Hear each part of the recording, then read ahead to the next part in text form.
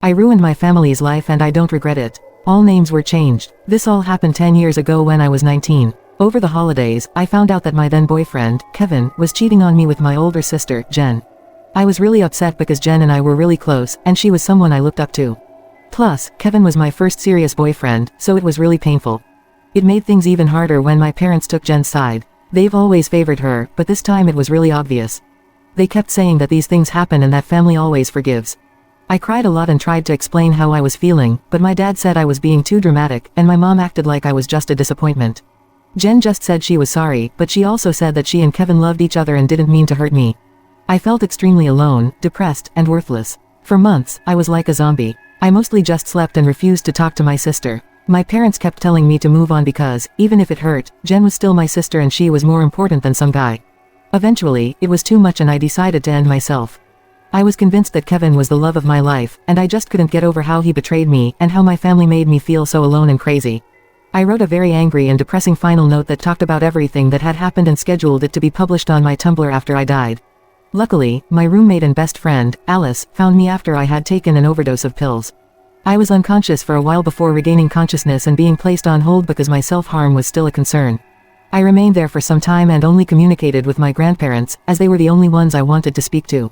When I was eventually allowed to return home, my grandparents came to pick me up and took me to their house. They are the reason I am still here today, and I cherish them more than anything in the world. They arranged for me to receive therapy and medication, and offered their unwavering support throughout. I never talked to my family about what happened, and they didn't discuss it with me either. Back then, I thought they were upset with me for making a scene.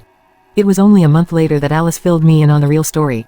Her then girlfriend, feeling furious on my behalf, shared my Tumblr post on her Facebook and even tagged my parents, Jen and Kevin, calling them out. Her then girlfriend had a huge social circle, so the post spread widely, and my family and Kevin faced criticism from relatives, friends, and even strangers. It turned into a complete mess. Many people labeled Jenny as a bad person, and my parents as heartless. My mom was shunned by her church, and my dad's buddies stopped talking to him. Jen lost friends who were disgusted by her actions. Kevin also faced backlash because he had lied to his extremely religious family, saying that Jen and I had split amicably and that it was God's will for him to be with her. My grandparents disowned my mom for the pain she and the rest of my family caused me. They were the ones who compelled my parents and Jen to step back and leave me alone, instructing them to never reach out to me unless I did so first.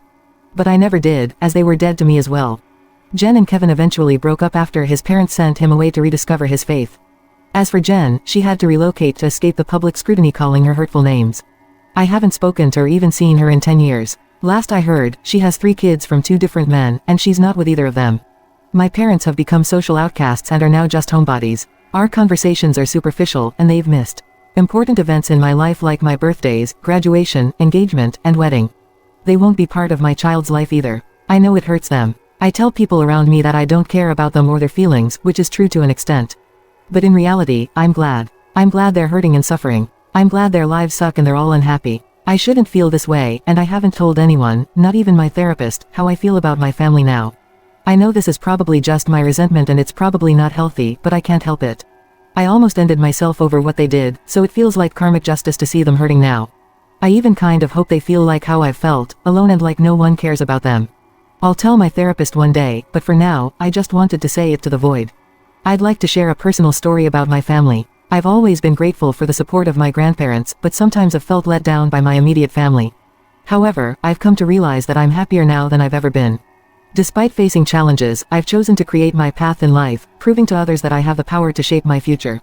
I believe that the best revenge is living a fulfilling life. On a different note, my older sister had an affair with my ex-fiancé, and while some might expect me to help her in a difficult situation, I've decided not to get involved.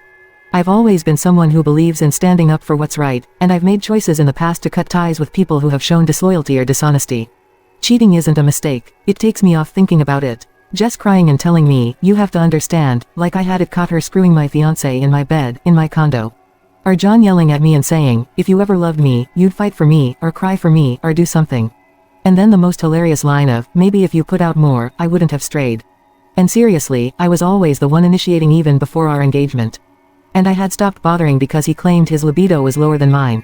I know for a fact that I'm a good lay, he just never wanted to put any effort in.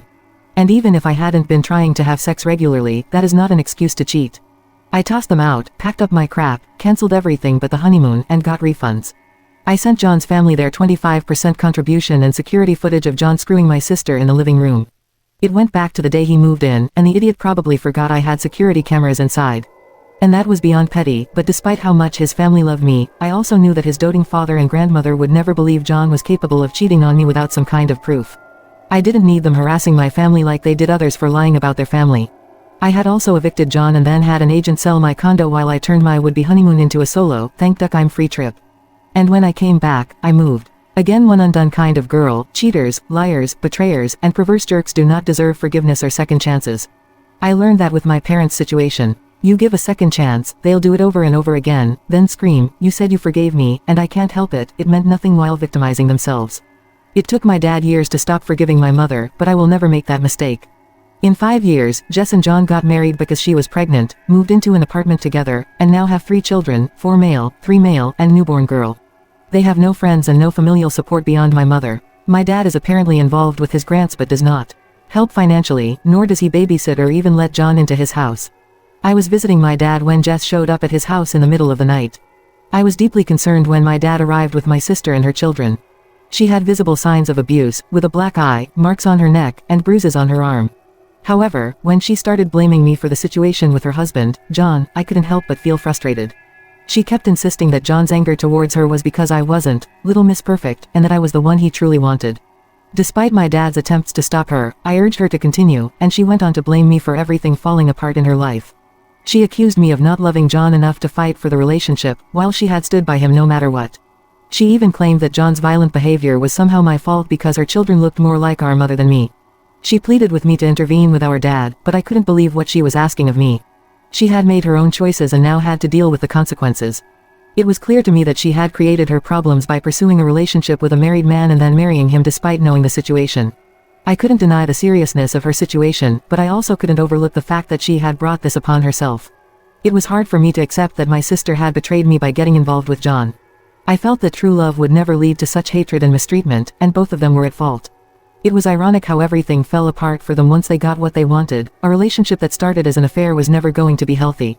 If John truly cared for her, why didn't he fight for their relationship, rather than resorting to such destructive behavior?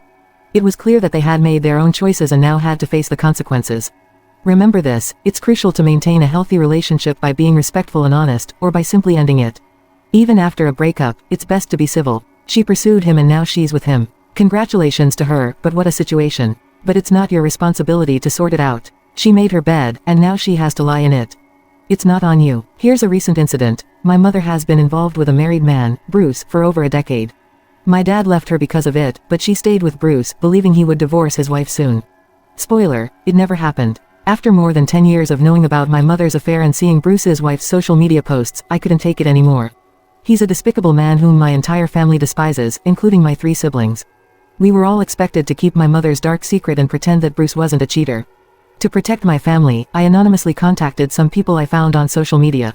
Bruce's wife responded and wanted to talk, as she had no idea about the affair, despite Bruce's lies over the years. We had a lengthy conversation, and she's a kind woman. She's been married to Bruce for 30 years and was unaware of his double life. She thanked me and plans to divorce Bruce once she's financially stable. It was an emotional talk, and I realized that my relationship with my mother was over.